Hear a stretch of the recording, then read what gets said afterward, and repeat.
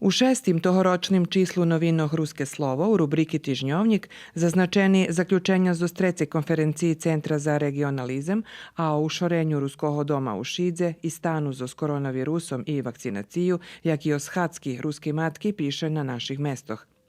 Ekonomija informuje o sadzenju drevkoh, a kultura i prosvita zaznačela dodzeljovanje stipendijoh u opštini Žabelj najljepšim studentom i napravila rozvarku zoz ikonopisateljom ocom Mihajlom Hološnjajom zoz Đurđova. Na bokoh duhovnog života čitače možu prečitati parohijalnu statistiku, a boki rubriki Ljudze, rok i život ponukaju napis o značnosti preprovadzovanja času u prirodi i o roboti z domu u čaše epidemiji. Na sportu piše o pririhtovanju FK Iskra Zoskocura za jarnju čas sezoni i predstavlja dlugoročnog amaterskog sportistu zo Šidu Irineja Papugu. Na koncu novinoh nahodziše rubrika z receptami Horuci tepši.